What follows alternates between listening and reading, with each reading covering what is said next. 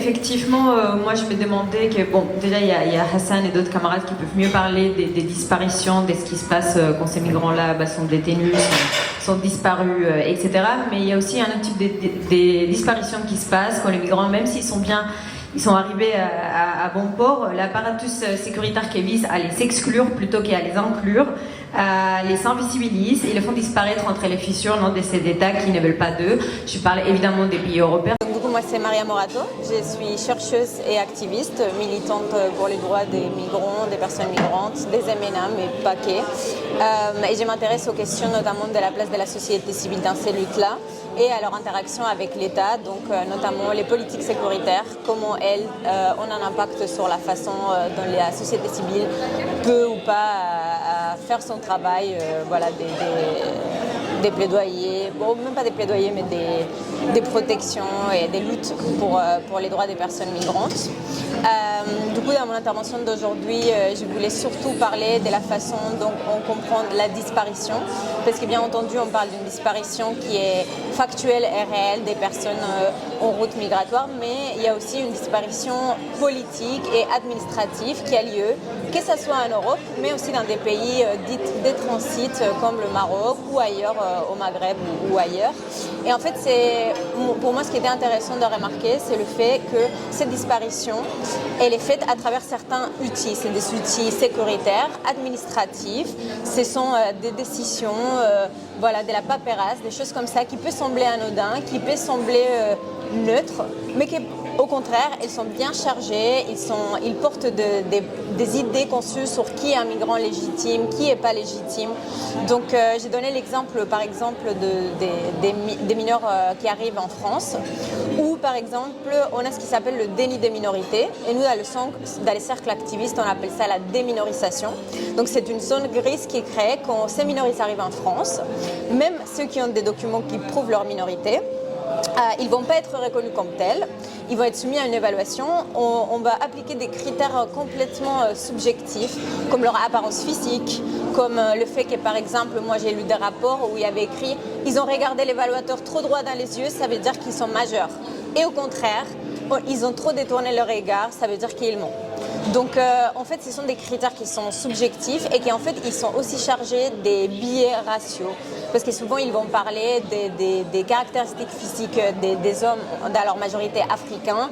Ils vont dire qu'ils sont trop grands, qu'ils sont trop musclés, que leurs mains ils sont trop usées, alors que ça ne tient pas du tout en compte le parcours qu'ils ont fait, mais même juste les physionomies différentes.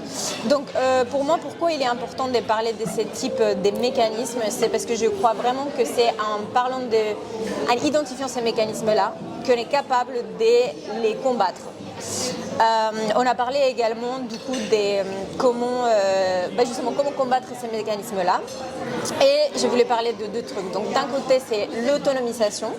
Donc qu'est-ce que j'entends moi pour autonomisation? Ça veut dire d'un côté, premièrement, on ne peut pas parler à la place des personnes concernées, mais il est certes que ces personnes-là, quand ils arrivent, dans mon cas j'ai parlé de le cas de l'Europe, mais j'imagine que c'est pareil pour le Maroc ou ailleurs, ces personnes-là, ils n'ont pas les outils d'information et structure de ces pays-là. Ils ne savent pas comment ça se passe. Ils croient peut-être qu'ils sont arrivés à bon port et qu'ils vont être pris en charge, que les droits ils vont être respectés, n'est-ce pas?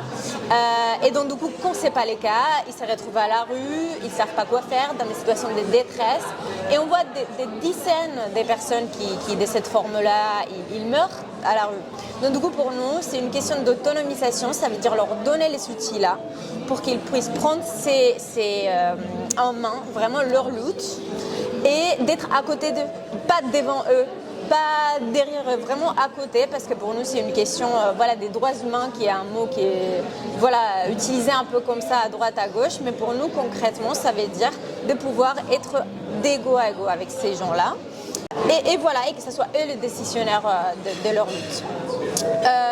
Deuxièmement, il y a le côté de la visibilité, parce que quand on parle de ces mécanismes-là, on parle d'une invisibilisation ou une disparition. Donc il y a un gros travail là à faire. Je ne saurais pas dire s'il y en a un qui est plus important que l'autre, mais il est clair que ces personnes-là doivent être présentes, révisibilisées dans leurs propres termes. Là, il y a par exemple le cas du projet Real Borders, qui est un projet du coup, qui cherche à utiliser le cinéma participatif comme un outil pour redonner à ces personnes-là, c'est des personnes qui ne sont pas forcément dans les médias, dans l'espace public, etc., et pour leur redonner cette place dans leurs propres termes. Dans le cas des SEPTA, ça a été une partie du projet où on a été avec des femmes marocaines qui sont restées à SEPTA lors de la fermeture des frontières en 2020.